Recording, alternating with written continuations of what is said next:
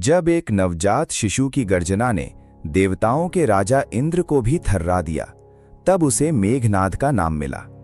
ये बात लंका के परम प्रतापी राजा रावण के पुत्र की है।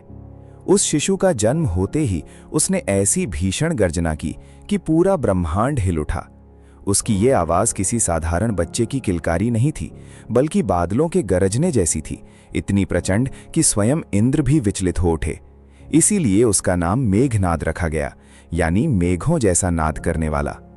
लेकिन ये तो केवल शुरुआत थी। मेघनाद केवल अपनी गर्जना से ही नहीं, बल्कि अपने असाधारण पराक्रम से भी पहचाना गया। उसने कठोर तपस्या की, कई वर्षों तक ध्यान और साधना में लीन रहा। उसकी इस तपस्या से प्रसन्न होकर स्वयं ब्रह्मा ने उसे कई दिव्य अस्त्र और वरदान प्रदान किए। इन वरदानों में सबसे महत्वपूर्ण था ब्रह्मास्त्र का ज्ञान, जिसे पाकर वह तीनों लोकों में अजेय हो गया।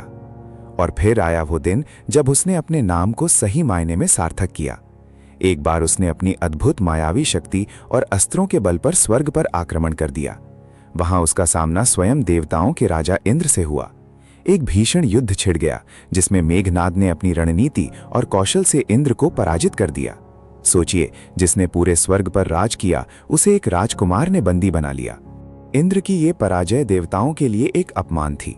जब ब्रह्मा को ये बात पता चली तो वे स्वयं मेघनाद के पास आए और इंद्र को मुक्त करने का अनुरोध किया। बदले में ब्रह्मा ने मेघनाद को इंद्रजीत का नाम दिया, जिसका अर्थ है इंद्र को जीतने वाला। जिसने इंद्र जैसे शक्तिशाली देव को भी बंदी बना लिया था, वह कैसे पराजित हो सकता था? परंतु इंद्रजीत की मृत्यु का रहस्य इससे कहीं अधिक गहरा था। सब्सक्राइब करें, क्योंकि उसका अंत किसी और ही सत्य को उजागर करता है।